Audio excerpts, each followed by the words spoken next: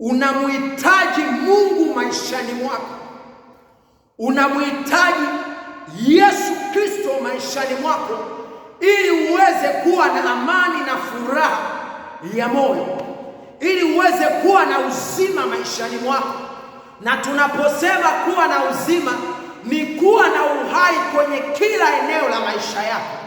Hivyo maisha yako, ili uweze kuwa na uhai kwenye kila eneo la afya, eneo la uchumi, eneo la familia, au eneo lolote lile linalokuhusu, unamhitaji Mungu. Hivyo ili uweze kumpata huyo Mungu, ili uweze kumpata huyo Yesu Kristo, ni lazima uchague na uamue kumfuata. Pasipo kumfuata hauwezi ukamuona maishani mwako. Inawezekana una tatizo linakutatiza kwa muda mrefu. Inawezekana una changamoto ambayo inakufanya ushindwe kupiga hatua kwenye maeneo mbalimbali kwenye maisha yako kwa muda mrefu. Nataka nikwambie, unamhitaji Mungu na unamhitaji Yesu Kristo aweze kukusaidia kutoka mahali hapo na kwenda hatua nyingine ya maisha yako. Biblia inasema kwenye kile kitabu cha Mathayo 11:28, inasema, njoni kwangu ninyi nyote msumbukao na wenye kulemewa na mizigo, nami nitawapumzisha. Nitarudia tena, anasema, njoni kwangu ninyi nyote msumbukao na wenye kulemewa na mizigo, nami nitawapumzisha. Yesu anayajua maisha yako.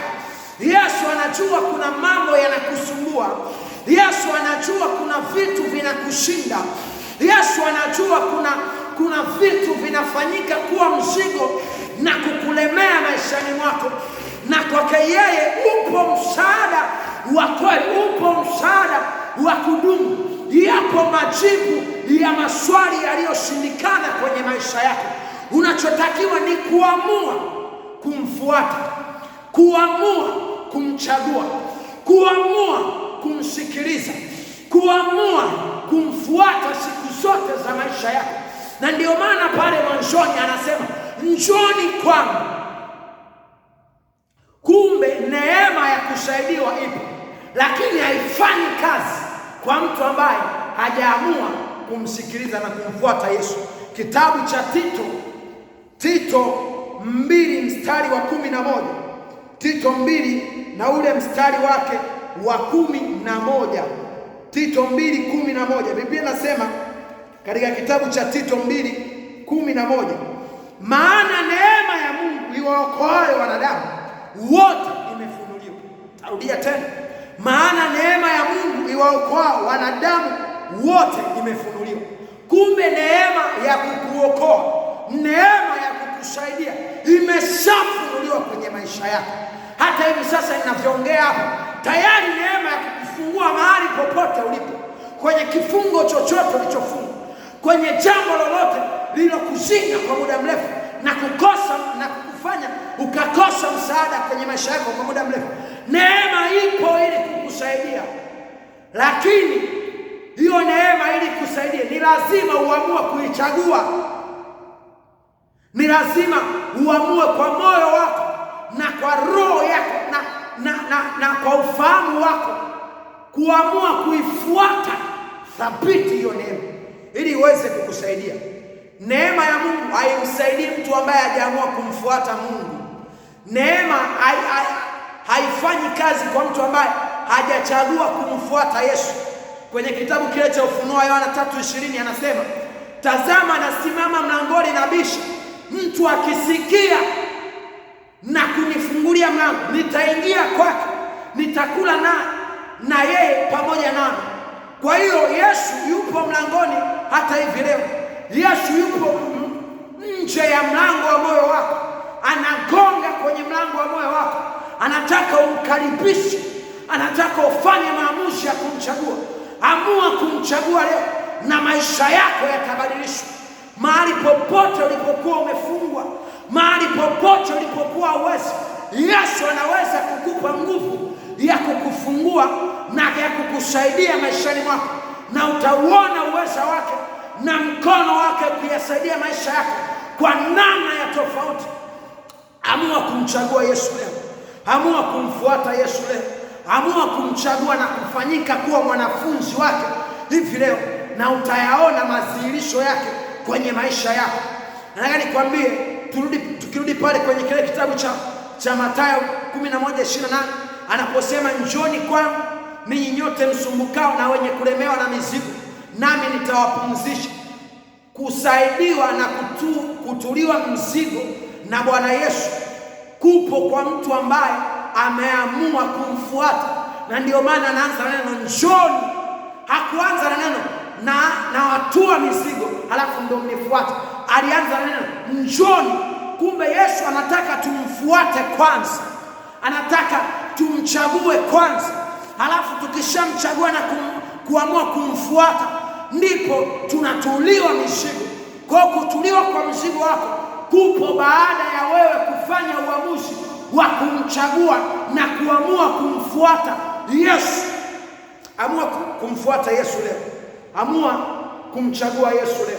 Amua kufanyika kuwa mwanafunzi wa Yesu leo, na utauona msaada wa tofauti na msaada wa ajabu kwenye maisha yako. Nataka nikwambie, magonjwa yanayokutesa, vifungo vinavyokutesa ni kitu kidogo sana mbele za Bwana. Ni kitu kidogo sana mbele za Mungu wetu. Ni kitu kidogo sana mbele za Yesu Kristo, kwa atakayeamua kumfuata. Mahali ulipo unasema unatamani kuokoka, unasema unatamani kumfuata Bwana Yesu, kwa sababu kuokoka ni kuamua kumfuata Bwana Yesu. Kuokoka ni kuamua kumkiri Yesu kwenye maisha yako, ni kuamua kumwamini na kumkiri Yesu kwenye maisha yako ili afanyike kuwa Bwana na Mwokozi wa maisha yako. Kuokoka ni maamuzi kama yalivyo maamuzi mengine. Kuokoka ni uchaguzi kama zilivyo chaguzi zingine. Huwezi ukaokolewa kama hujaamua na kufanya uchaguzi huo kwenye maisha yako. Kwa ni lazima uamue na kufanya huo uchaguzi ili uweze kuokolewa. Mahali ulipo unasema unataka kuokoka, unataka kuamua kumfuata Yesu kuwa Bwana na Mwokozi wa maisha yako. Unaweza ukanyanyua mikono yako juu na kufuata maneno haya nyuma yangu. Sema, Bwana Yesu, nakuja mbele zako, mimi ni mwenye dhambi. Leo hii ninakiri na kusadiki kwako kwamba wewe ni Bwana na Mwokozi wa maisha yangu.